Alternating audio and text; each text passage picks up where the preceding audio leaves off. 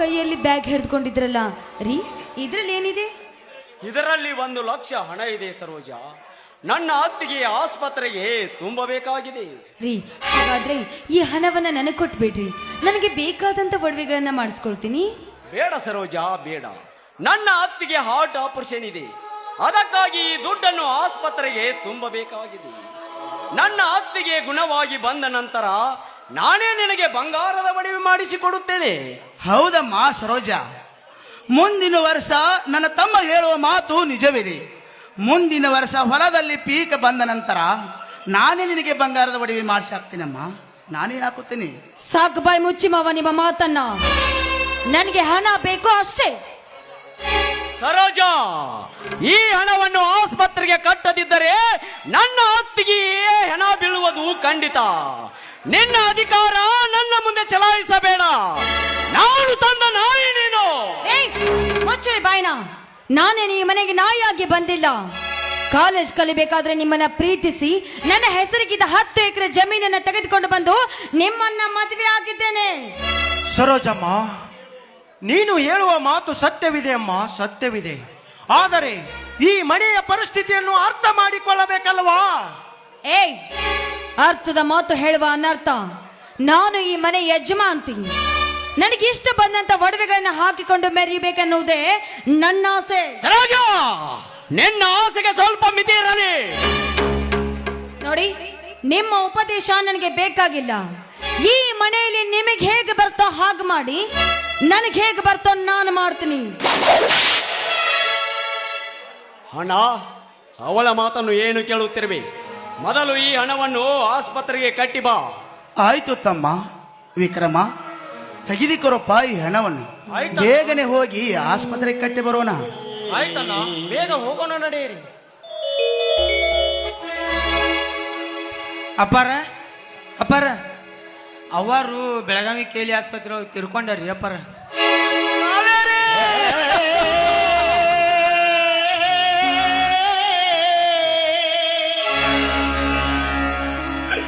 ಏನು, ನನ್ನ ಹೆಂಡತಿ ತೀರಿಕೊಂಡಳೆ? ಕಾವೇರಿ, ನೀನಿಲ್ಲದೆ ನಾನು ಹೇಗೆ ಬದುಕಲಿ ಕಾವೇರಿ? ನೀನಿಲ್ಲದೆ ನಾನು ಬದುಕುದಿಲ್ಲ ಕಾವೇರಿ, ಬದುಕುದಿಲ್ಲ.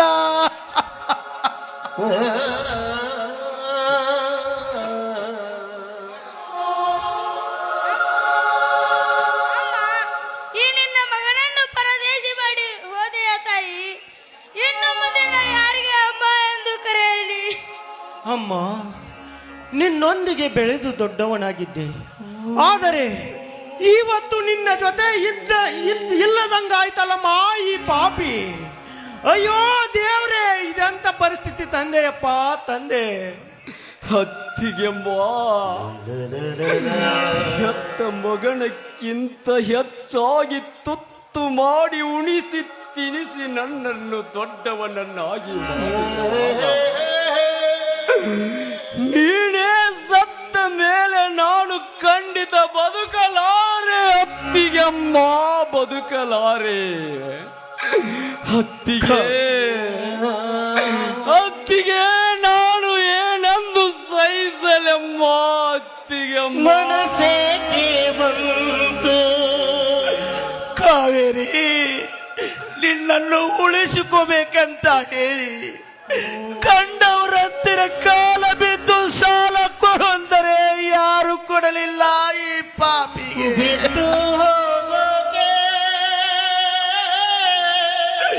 ಕಾವೇರಿ, ನನ್ನನ್ನು ಕ್ಷಮಿಸಿ ಬಿಡು ಕಾವೇರಿ, ನನ್ನನ್ನು ಕ್ಷಮಿಸಿ ಬಿಡು ಈ ಪಾಪಿನ. ಅಮ್ಮ, ನಾನು ಅಮ್ಮ ಅಂದರೆ ಸಾಕು. ನನ್ನ ಕೆನ್ನಿಗೆ ಮುದ್ದಿಟ್ಟು ಬಾಯಲ್ಲಿ ತುತ್ತಿಟ್ಟು ಉಣಿಸುತ್ತಿದ್ದೆ ಅಮ್ಮ. ಈಗ ನೀನಿಲ್ಲದೆ ನಾ ಹೇಗೆ ಬದುಕಲಿ ತಾಯಿ, ಹೇಗೆ ಬದುಕಲಿ? ಕಾವೇರಿ, ಹೊಲದಲ್ಲಿ ನಾನು ಹುಮ್ಮನಂತೆ ದುಡಿತಿರುವಾಗ ನನ್ನ ಬೆವರ ಸುರಿಸುವುದನ್ನು ನೋಡಿ ನಿನ್ನ ಸೀರೆ ಸೆರಗದಿಂದ ನನ್ನ ಮುಖ ಒರೆಸ್ತಿದ್ದೆ. ಕಾರಣ ನಿನ್ನಂತ ಧರ್ಮ ಪತ್ನಿ ನನ್ನ ಕಳೆದುಕೊಂಡು ನಾನು ಹೇಗೆ ಬದುಕಲಿ ಕಾವೇರಿ?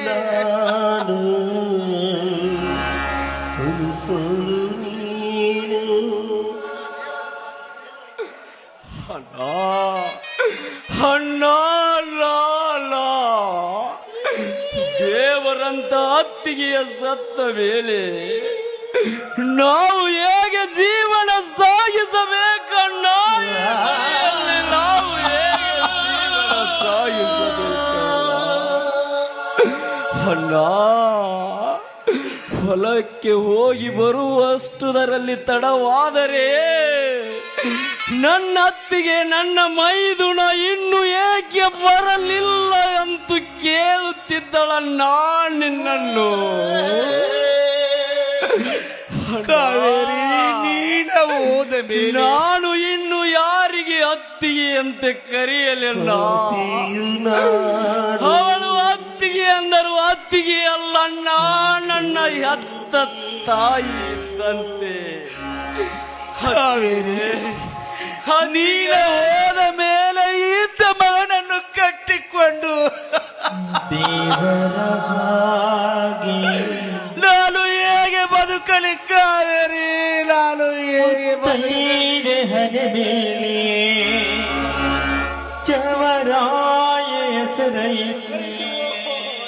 ಅಪ್ಪಾಜಿ ಸಮಾಧಾನ ಮಾಡಿಕೊಳ್ಳಿ, ಅಪ್ಪಾಜಿ ಸಮಾಧಾನ ಮಾಡಿಕೊಳ್ಳಿ. ಇವತ್ತು ಸತ್ತು ಸ್ವರ್ಗ ಸೇರಿದ ತಾಯಿಯನ್ನು ಅಂತ್ಯ ಸಂಸ್ಕಾರ ಮಾಡೋಣ. ನಡೆಯಪ್ಪ ನಡೆ. ಮನಸ್ಸಿಗೆ ಬಂತು ಬಿಟ್ಟು ಹೋಗೋಕೆ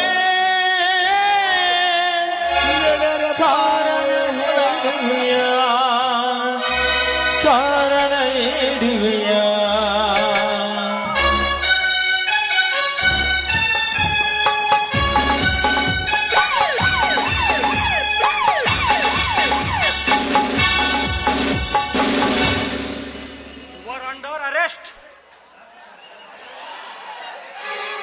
ಯಾಕೆ ಸಾಹೇಬರೇ, ನಾವೇನು ಅಂತ ತಪ್ಪು ಮಾಡಿದ್ದೇವೆ? ತಪ್ಪು ಮಾಡಿದಿರಿ. ನಿಮ್ಮ ಮನೆಯಲ್ಲಿ ಕೋಟ ನೋಟಿನ ವ್ಯವಹಾರ ನಡೆಯುತ್ತಿದೆ. ಏನು ಏನು ಹೇಳುತ್ತಿದ್ದೀರಿ ಸಾಹೇಬ್ರೇ ನೀವು? ನಮ್ಮ ಮನೆಯಲ್ಲಿ ಕೋಟ ನೋಟ ವ್ಯವಹಾರ ನಡೆಯುತ್ತಿದೆ? ಇಲ್ಲ ಸಾಹೇಬ್ರೇ, ಇಲ್ಲ. ಹಾಗಾದರೆ ಈ ಸುಟ್ಕೇಸಿನಲ್ಲಿ ಏನಿದೆ ಬಿಚ್ಚು ತೋರಿಸೋ. ಸಾಹೇಬ್ರೆ, ಈ ಸುಟ್ಕೇಸಿನಲ್ಲಿ ಈ ಬ್ಯಾಗಿನಲ್ಲಿ ಯಾವ ಕೋಟ ನೋಟು ಇಲ್ಲ. ಬೇಕಾದರೆ ನೀವೇ ಚೆಕ್ ಮಾಡಿಕೊಳ್ಳಿ.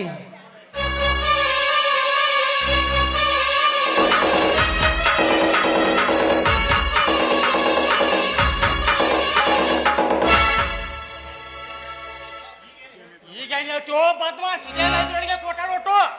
ಈಗ ನೀನು ಅರೆಸ್ಟ್ ಆಗಲೇಬೇಕು.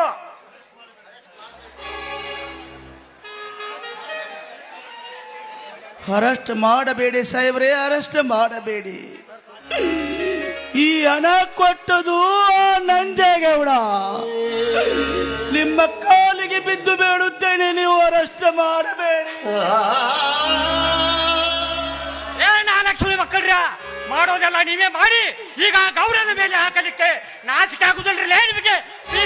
ಅರೆಸ್ಟ್ ಮಾಡೋಣ. ಬೇಡ ಸಾಹೇಬರೇ, ಬೇಡ. ಈ ವಿಕ್ರಮನನ್ನು ಬಿಟ್ಟು ಬಿಡಿ ಸಾಹೇಬರೇ, ನಿಮಗೆ ಕೈ ಮುಗಿದು ಬೇಡಿಕೊಳ್ಳುತ್ತೇನೆ.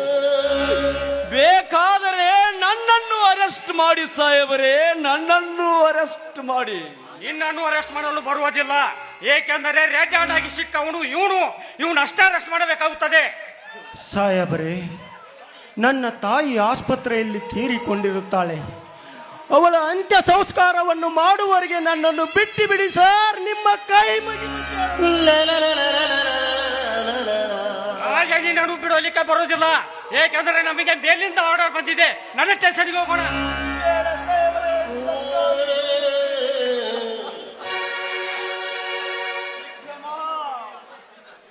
ಅಮ್ಮ, ನಿನ್ನ ಮನೆಯ ಅನ್ನವನ್ನು ತಿಂದು ಬೆಳೆದು ದೊಡ್ಡವನಾಗಿದ್ದೆ. ಇವತ್ತು ನಿನ್ನ ಮಣ್ಣಿಗೆ ಕೂಡ ಇಲ್ಲದಂತ ಆಯ್ತಲ್ಲ ಮಾಯಿ ಪಾಪಿ. ನ್ಯಾಯ ಎಲ್ಲಿದೆ? ನ್ಯಾಯ ಎಲ್ಲಿದೆ? ಎಲ್ಲಿದೆಯೋ ನ್ಯಾಯ ಅಣ್ಣ? ಎಲ್ಲಿದೆಯೋ ನ್ಯಾಯ? ಬಡವರ ನ್ಯಾಯ ಕೇಳುವುದೇ ಅನ್ಯಾಯ. ನ್ಯಾಯ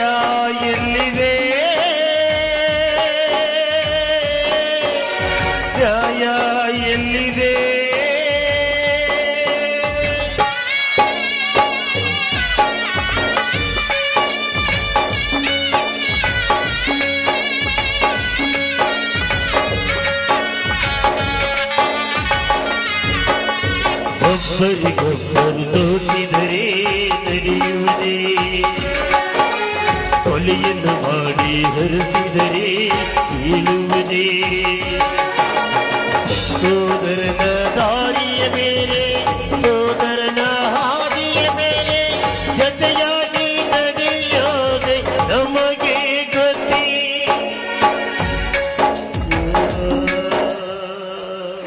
ಅಣ್ಣ